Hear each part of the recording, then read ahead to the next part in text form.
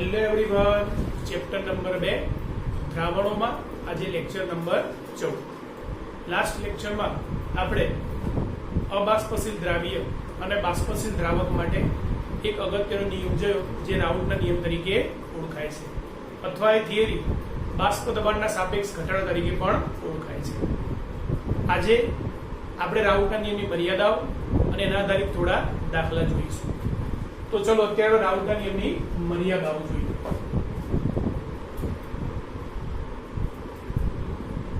રાઉટના નિયમની મર્યાદાઓ. સૌથી પહેલી મર્યાદા કઈ? તો રાઉટનો નિયમ ફક્ત અતિમંદ દ્રાવણોને જ લાગુ પડે. રાઉટનો નિયમ અતિમંદ દ્રાવણોને લાગુ પડે છે. બીજું, રાઉટનો નિયમ એવા દ્રાવણો કે જે આદર્શ હોય, એ ફક્ત આદર્શ દ્રાવણોને લાગુ પડે છે. અતિમંદ દ્રાવણોને, બીજું કોને? આદર્શ દ્રાવણોને લાગુ પડે. એની મર્યાદાઓ છે. ત્રીજું, જ્યારે દ્રાવ્ય દ્રાવકમાં ઉમેરવામાં આવે, દ્રાવ્ય દ્રાવકમાં મિક્સ કરવામાં આવે, તો દ્રાવણનું કુલ કદ દ્રાવ્ય અને દ્રાવકના કદના સરવાળા બરાબર થતું હોવું જોઈએ. એટલે કે delta V mix is equal to 0 થતો હોવો જોઈએ. આનો મતલબ કદમાં ફેરફાર ના થવો જોઈએ. એટલે કે દ્રાવ્ય અને દ્રાવકનું જે કદ હોય બંનેના સરવાળા જેટલું ટોટલ દ્રાવકનું કદ થવું જોઈએ. એ જ રીતે દ્રાવ્ય જ્યારે દ્રાવણમાં મિક્સ કરવામાં આવે તો એમાં એન્થાલ્પીનો પણ કોઈ ફેરફાર થતો હોવો જોઈએ નહીં. એટલે કે delta H mix is equal to શું રહેવો જોઈએ? 0. એટલે ઉષ્મા ઉમેરાવી પણ ન જોઈએ અથવા મુક્ત પણ થવી જોઈએ નહીં. બરાબર. પહેલું અતિમંદ દ્રાવણને લાગુ પડે છે. બીજું, કેવા દ્રાવણો હોવા જોઈએ? આદર્શ દ્રાવણો હોય તો જ નિયમ લાગુ પડી શકે. બીજું, delta V mix is equal to 0 થતો હોય, એટલે કદમાં ફેરફાર ન થતો હોય અને એન્થાલ્પીના મૂલ્યમાં ફેરફાર થતો ન હોવો જોઈએ. બીજું, આ નિયમ વિદ્યુત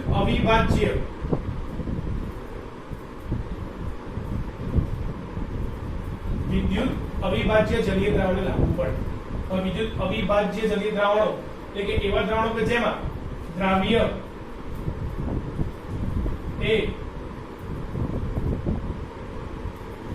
દ્રાવકમાં ઓગળે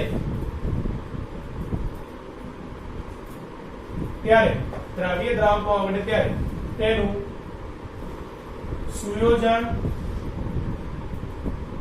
કે વિયોજન થતું ન હોવું જોઈએ. એટલે કે દ્રાવ્ય દ્રાવકમાં ઓગળે ત્યારે દ્રાવ્યનું સુયોજન કે વિયોજન થવું જોઈએ નહીં. બરાબર. તો આ છે રાઉટના નિયમની મર્યાદાઓ. પહેલી મર્યાદા કઈ હતી? અતિમંદ દ્રાવણો હોય તો જ આ નિયમ લાગુ પડે. બીજું, આદર્શ દ્રાવણો હોય તો એવા દ્રાવણને આ નિયમ લાગુ પડે. દ્રાવ્ય દ્રાવક મિક્સ કરીએ અને દ્રાવણો બને તો દ્રાવણનું કુલ કદ એ બંને ઘટકોના કદના સરવાળા બરાબર થતું હોવું જોઈએ. દ્રાવ્ય દ્રાવક મિક્સ થાય ત્યારે એન્થાલ્પીમાં કોઈ ફેરફાર થવો જોઈએ નહીં. એટલે કે delta H mix is equal to શું રહેવું જોઈએ? 0. અને વિદ્યુત અવિભાજ્ય જલીય દ્રાવણને લાગુ પડે. બરાબર. કે જેમાં દ્રાવ્ય દ્રાવકમાં ઓગળે ત્યારે દ્રાવ્યનું સુયોજન પણ ના થાય અને વિયોજન પણ ના થાય. સુયોજન થાય મતલબ કે ઘટકો એકબીજા જોડાઈ ના જાય અને વિયોજન મતલબ છૂટા ના પડી જાય. તો આ છે રાઉટના નિયમની મર્યાદા. બરાબર. જોઈ લો, પછી આપણે એના દાખલા જોઈએ. ચલો આપણે પહેલું એક્ઝામ્પલ જોઈએ. અમુક તાપમાને શુદ્ધ બેન્ઝીનનું બાષ્પ દબાણ. શુદ્ધ બેન્ઝીન એટલે આ તમારો શુદ્ધ દ્રાવક થયું છે. આ તમારો શુદ્ધ દ્રાવક, એનું બાષ્પ દબાણ 0.850 બાર આવેલું છે. શું કે 0.850 બાર. એક અબાષ્પશીલ વિદ્યુત અવિભાજ્ય ઘન. અબાષ્પશીલ વિદ્યુત અવિભાજ્ય ઘન મતલબ તમારો અબાષ્પશીલ દ્રાવ્ય એનું 0.5 ગ્રામ, એના કેટલા? 0.5 ગ્રામ ને 39 ગ્રામ બેન્ઝીનમાં ઓગળવામાં આવે. એટલે બે દળ આપી દીધા. આ તમારો અબાષ્પશીલ દ્રાવ્યનું દળ, અબાષ્પશીલ દ્રાવ્યનું દળ, આ તમારા શુદ્ધ દ્રાવકનું દળ. બરાબર. આને આપણે W2 કહીશું, આને W1 કહીશું. બેન્ઝીનમાં ઉમેરવામાં આવે ત્યારે દ્રાવણનું બાષ્પ દબાણ, હવે આ કુલ આખા દ્રાવણનું બાષ્પ દબાણ જેને આપણે P1 કહીએ છીએ, ઉપર એટલે કે શુદ્ધ બેન્ઝીનનું બાષ્પ દબાણ જેને આપણે શું કહીએ છીએ P10 કહીએ છીએ, અને દ્રાવણનું બાષ્પ દબાણ આજે મળશે 0.845 બાર, એને આપણે P1 કહીશું. શું કહીશું? P1 જણાવો. બરાબર. તો તમે જે ઘન પદાર્થ અંદર ઉમેર્યો એનું મોલર દળ કેટલું હશે? મોલર દળ મતલબ આણ્વીય દળ કેટલું હશે આપણે શોધવાનું છે. બેન્ઝીનનું તમારું જે દ્રાવક છે એનું આણ્વીય દળ કેટલું છે? 78 ગ્રામ પ્રતિ મોલ. એટલે દ્રાવકનું આપેલું છે, આપણે દ્રાવ્યનું શોધવાનું છે. ચલો રકમમાં જે મેં ચોરસ કર્યા એ દરેક વસ્તુ મેં તારવીને લખેલી જ છે. શુદ્ધ દ્રાવક મતલબ બેન્ઝીનનું બાષ્પ દબાણ કેટલું? 0.850, જેને P10 કહીશું. ત્યાં આગળ શુદ્ધ દ્રાવક તમારો જે પણ હોય એનું બાષ્પ દબાણ P10 લખાય. બરાબર. અને 12 એકમમાં આપેલું છે. પછી આગળ બેન્ઝીનનું આણ્વીય દળ એ તો આપેલું છે 78 ગ્રામ પ્રતિ મોલ. બેન્ઝીનનું દળ એટલે શુદ્ધ દ્રાવકનું દળ જે આપણે W1 કહીશું કેટલું છે? 39 ગ્રામ આપેલું છે. બરાબર. એ જ રીતે અબાષ્પશીલ દ્રાવ્ય, આજે અબાષ્પશીલ દ્રાવ્ય ઓગાળ્યો જે ઘન પદાર્થ કીધો, બરાબર, એ તમારો દ્રાવ્ય છે, એનું દળ W2 0.5 ગ્રામ. ઉમેર્યો તો દ્રાવણનું બાષ્પ દબાણ કેટલું છે? 0.845. તો આખા દ્રાવણનું બાષ્પ દબાણ 0.845 બાર છે. તો ઘન પદાર્થનું મોલર દળ અથવા આણ્વીય દળ M2 શું કરવાનું? આપણે શોધવાનું છે. અને આ બેન્ઝીનનું આણ્વીય દળ M1 આપેલું છે. તો આપણી પાસે રાઉલના નિયમ મુજબ, કયા નિયમ મુજબ? રાઉલના નિયમ મુજબ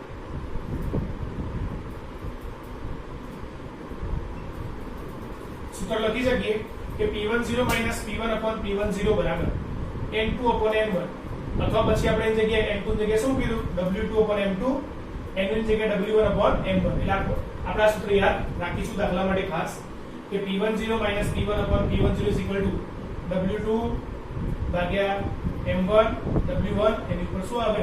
M1. તો W2 M1 M2 W1. Wm આ દ્રાવ્યનું વજન છે, આ દ્રાવકનું આણ્વીય દળ છે, આ દ્રાવ્યનું આણ્વીય દળ છે અને દ્રાવકનું વજન છે. કિંમતો અંદર મૂકી. P10 શુદ્ધ દ્રાવકનું બાષ્પ દબાણ 0.845 માઈનસ P1 એટલે તમારા દ્રાવણનું બાષ્પ દબાણ 0.845 ભાગ્યા 0.850 ફરી P10. બરાબર. એટલે રાખો P10 કેન્સલ ના થાય, ઉપર બાદબાકીમાં છે એટલે ડાયરેક્ટ કેન્સલ કરીને લેતા એવું શક્ય બને નહીં. ઇઝ ઇક્વલ ટુ W2 એ તમારા દ્રાવ્ય જે ઓગળેલું વજન છે તો 0.5 ગ્રામ દ્રાવ્ય છે તમારું, કેટલું? 0.5 ગ્રામ દ્રાવ્ય એ મૂકી દીધું, ગુણ્યા M1 એટલે તમારા બેન્ઝીન દ્રાવકનું આણ્વીય દળ કોનું છે? દ્રાવક.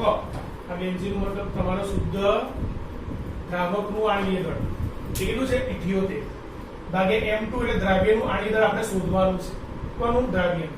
ગુણ્યા W1 એટલે બેન્ઝીન તમારું શુદ્ધ દ્રાવક છે એનું દળ કેટલું? 39 ગ્રામ આપેલું છે. બરાબર. અને બેન્ઝીનનું દળ W1 39 ગ્રામ. ચલો અહીંયા આ બે બાદબાકી કરીશું તો 0.005 મળશે ભાગ્યા 0.850. હવે જ્યાં 0.5 છે આ 0.5 એને 1/2 રૂપે પણ લખાય, કારણ કે 1/2 એટલે 0.5 થાય એટલે મેં 1/2 લખ્યો. 1/2 ગુણ્યા ઉપર 78 ભાગ્યા છેદમાં M2 હતા 39 પણ હતા. બરાબર છે. હવે અહીંયા થાય શું? આ 39 ગુણ્યા 2, 39 દુ કેટલા થાય? 78 એટલે કેન્સલ થઈ જશે. 39 દુ 78 એટલે આપણે શું રહ્યું? આ બેનો ભાગાકાર કરશો તો 0.0058 મળશે ઇક્વલ ટુ 1/M2. શું બાકી રહ્યો? 1/M2. તો 1/M2. તો અહીંયા M2 નો કરતા બનાવવો હોય તો એક્સચેન્જ ઓફર કરવી પડે, અને આ બધું ઉપર લાવવું પડે અને એની જગ્યાએ નીચે લઈ જવું પડે. તો M2 શું થાય? M2 અહીં આવે ને નીચે થાય. M2 બરાબર 1/0.0058. ઓકે. ભાગાકાર કરશો તો જવાબ તમારો થશે 170 ગ્રામ પ્રતિ મોલ. આણ્વીય દળ છે એટલે તમારા દ્રાવ્યનું આણ્વીય દળ અથવા તમે જે વિદ્યુત અવિભાજ્ય ઘન પદાર્થ ઓગાળ્યો છે જે અબાષ્પશીલ છે એનું આણ્વીય દળ કેટલું મળશે? 170 ગ્રામ પ્રતિ મોલ મળશે. ઓકે. સરળ દાખલો છે, જોઈ લો અને નોંધી લો. પછી આપણે બીજો દાખલો જોઈએ. ચલો બીજો એક્ઝામ્પલ જોઈએ. 4% વેટ બાય વેટ યુરિયાના જલીય દ્રાવણનું 298 કેલ્વિન તાપમાને બાષ્પ દબાણ ગણવાનું.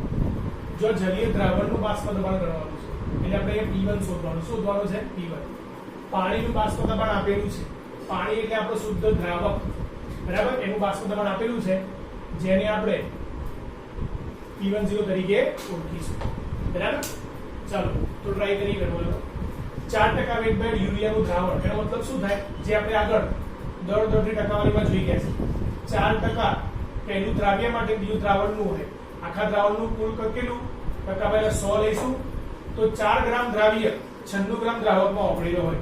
4 ગ્રામ દ્રાવક એટલે દ્રાવક, સોરી 4 ગ્રામ દ્રાવ્ય, 4 ગ્રામ દ્રાવ્ય કોણ તમારો યુરિયા, 4 ગ્રામ યુરિયા એ 96 ગ્રામ પાણીમાં ઓગળેલો હોય. કેટલા ગ્રામ? 96 ગ્રામ પાણીમાં. એટલે આ તમારો દ્રાવ્ય છે, આ તમારો દ્રાવક છે, બરાબર. એટલે તમને દ્રાવ્ય દ્રાવકનો દળ મળી ગયા. આપણો W2 કેટલો મળ્યો? 4 ગ્રામ. દ્રાવ્યનું દળ W2 કેટલા મળ્યું? 4 ગ્રામ. એ જ રીતે શુદ્ધ દ્રાવક એટલે પાણીનું દળ 96 ગ્રામ, બરાબર. પછી તમને પાણીનું બાષ્પ દબાણ આપેલું છે 0.025 બાર. પાણી મતલબ શુદ્ધ દ્રાવક, એનું બાષ્પ દબાણ જે આપણે P10 કહીશું 0.025 બાર. અને અહીંયા જલીય દ્રાવણનું 298 કેલ્વિન તાપમાને બાષ્પ દબાણ કરો, મતલબ આખા દ્રાવણનું બાષ્પ દબાણ શોધવાનું છે. એટલે શોધવાનું આપણે P1 શોધવાનું છે. શોધવાનું છે P1. ચલો સૂત્રમાં કિંમત મૂકીએ. P10 P1 upon P10 is equal to W2 into M1 ભાગ્યા M2 into W1. So P10 તમારી પાસે છે 0.025 minus P1 જે આપણે શોધવાનું છે, દ્રાવણનું બાષ્પ દબાણ શોધવાનું છે, ભાગ્યા P10 ફરી 0.025. ફરી યાદ રાખજો આ બંને ઉડી ના જાય કારણ કે ઉપર આ ટર્મ માઈનસ માં છે, ડાયરેક્ટ આ ક્યારે કેન્સલ થાય નહીં, એ ભૂલ ક્યારે ન કરતા. W2 દ્રાવ્યનું વજન 4 ગ્રામ ગુણ્યા M1 દ્રાવકનું આણ્વીય દળ. દ્રાવક કોણ છે તમારું? પાણી. તો પાણીનું આણ્વીય દળ કેટલું થશે? 18 ગ્રામ પ્રતિ મોલ, જેને આપણે M1 કીધું. એ જ રીતે યુરિયા તમારો દ્રાવ્ય છે, એનું આણ્વીય દળ થશે 60 ગ્રામ પ્રતિ મોલ. આણ્વીય દળ તમને શોધતા આવડે જ છે, બરાબર. એટલે સરળતાથી ડાયરેક્ટ મેં લખ્યા છે. એટલે દ્રાવકનું આણ્વીય દળ મતલબ પાણીનું કેટલું? 18 ભાગ્યા M2 મતલબ દ્રાવ્ય. દ્રાવ્ય કોણ છે? યુરિયા. એનું આણ્વીય દળ 60. યુરિયાનું સૂત્ર શું? NH2CO NH2 NH2CO NH2. તો દરેકના પરમાણુ ભાર તમને ખબર જ છે, તો તમે આની દળ સરળતાથી શોધી શકો છો. 60. W1 દ્રાવકનું વજન કેટલું છે? 96. ચલો કિંમત મૂકી દીધી. આટલાનું સાદુરૂપ આપશો, બરાબર, તો જવાબ કેટલો મળશે? 0.0125. આ એઝ ઇટ ઇઝ છે, આ ટર્મ એઝ ઇટ ઇઝ, આનું સાદુરૂપ આપેલું છે 0.0125. હવે છેદમાંથી 0.025 આ બધું ગુણાકારમાં આવે, બરાબર. તો બંનેનો ગુણાકાર કેટલો થાય? 0.003125. હવે આપણે શોધવાનો P1 છે તેને કરતા બનાવવો પડે, બરાબર. તો અચળ ટર્મ એક બાજુ લઈ લઈએ, મતલબ અહીંયાથી આ કિંમત આ બાજુ લઈએ અને P1 ને આમ લઈ જઈએ. તો આ કિંમત પ્લસ છે, આ બાજુ આવે શું થાય? માઈનસ. એટલે 0.025 માઈનસ આ જે કિંમત આ બાજુ આવી. અહીંયા P1 માઈનસ છે, સામે જાય શું થઈ જાય? પ્લસ. ઓકે, આમાંથી આ વાત કરશો એટલે જવાબ મળશે 0.02469, બરાબર. 0.02469 કોના બરાબર? P1 બરાબર. એટલે P1 શું છે તમારું? જલીય દ્રાવણનું બાષ્પ દબાણ. ઓકે, અને આપણે જોયું હતું કે જ્યારે શુદ્ધ દ્રાવકમાં અબાષ્પશીલ દ્રાવ્ય ઓગળવામાં આવે તો બાષ્પ દબાણમાં શું થાય? ઘટાડો, બરાબર. એ થિયરી આપણે જોયેલું છે. તો તમે અહીંયા દાખલામાં પણ જોઈ શકો છો. શુદ્ધ દ્રાવકનું બાષ્પ દબાણ અહીંયા આપણને કેટલું આપેલું છે? 0.025 બાર આપેલું છે. કેટલું? 0.025 બાર. અને એમાંથી દ્રાવણ બન્યું તો આપણને એનું બાષ્પ દબાણ કેટલું મળ્યું? 0.02469. તો આના કરતા બાષ્પ દબાણ કેવું છે? ઓછું છે. તો આના પરથી પણ આપણે સાબિત કરી કહી શકીએ કે શુદ્ધ દ્રાવકમાં જ્યારે અબાષ્પશીલ દ્રાવ્ય ઓગાળવામાં આવે તો દ્રાવણના બાષ્પ દબાણમાં શું થાય છે? ઘટાડો થાય છે. આ તો અહીંયા આપણને જે P1 મળ્યો, બરાબર, 0.02469. તો એ આપણે આ સૂત્ર તરીકે ડાયરેક્ટ આ સૂત્રનો વાપરીને શોધી શકીએ કે P10 P1 upon P10 is equal to N2 by N1. આના પરથી આ સૂત્ર આપણે મેળવેલું છે, બરાબર. આ શું છે? દ્રાવ્યના મોલ W2 by M2 અને આ દ્રાવકના mall W1 by M1. M1 કે લખ્યું આપણે, બરાબર. તો ડાયરેક્ટ વજન અંદર ના મૂકવું હોય તો આપણે વજનનો ઉપયોગ કરી અને આણ્વીય દળનો ઉપયોગ કરી પેલા મોલ શોધી શકીએ. મોલ બરાબર વજન ભાગ્યા આણ્વીય દળ. તો N2 બરાબર, તો આપણે એમાં n2 બરાબર W2 ભાગ્યા m2 અને n1 બરાબર W1 ભાગ્યા m1. આના દ્વારા n2 n1 પણ શોધી શકીએ અને ડાયરેક્ટ કિંમત અહીંયા પણ મૂકી શકીએ.